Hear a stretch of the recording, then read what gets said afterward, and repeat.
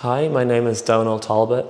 I'm an artist and photographer and an educator from Dublin in Ireland. I guess photography has always been a part of my life. Both of my parents were avid photographers in a more relaxed way. They would photograph like all of our holidays together, moments growing up. And I always remember my parents had a box above their bedroom, and it was full of old contact sheets and photographs from when they were younger and when we were younger. And it was like, anytime I went through that box, it felt like kind of searching through moments of history. So I really fell in love with photography from a very young age. And when I left school, I studied art. And I got into media, fine art media, and I was looking at different ways to express my practice and art and my ideas. And photography is something that I always felt that I kind of kept going back to, because it felt like a very natural way to document the life around me and the world around me.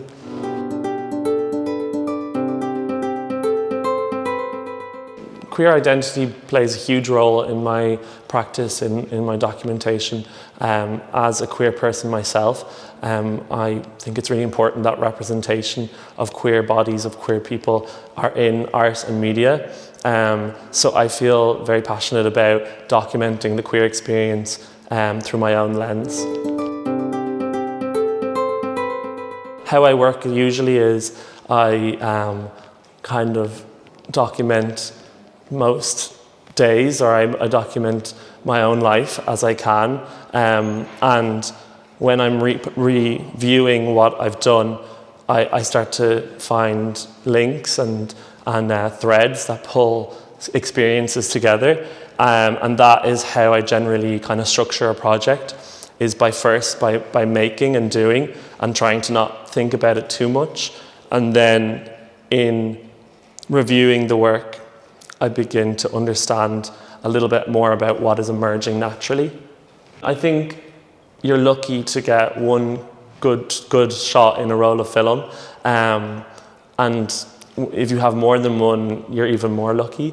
A lot of the time there's nothing, and that can be quite disheartening at times, but I think there's always a direction that you're being pushed to or pulled to, even in the most moments when it doesn't go as planned, because it makes you kind of refine and understand where you do want to go, and that can be just as rewarding as getting, a roll of film with 36 golden shots.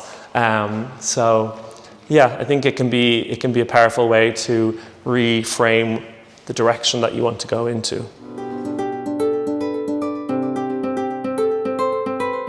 So I began this series while studying my master's in photography, and at the very start of the project, before I even took photographs, I was revisiting places where people of the queer community had been either attacked or violently assaulted, especially in this city, because I felt like it was important to document these spaces where kind of this violence had happened, so that we don't forget that these kind of atrocities occurred and that they continuously occur. And then through that kind of investigation, I wanted to explore this idea of like what the antithesis of that means.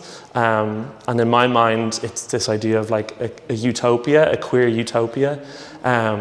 So I guess in many ways, this project is me trying to document and explore what a queer utopia might look like.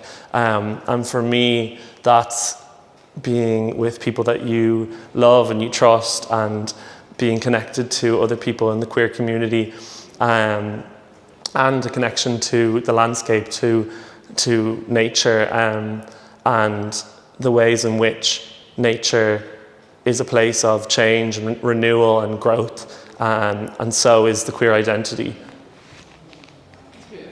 Was that good? Okay.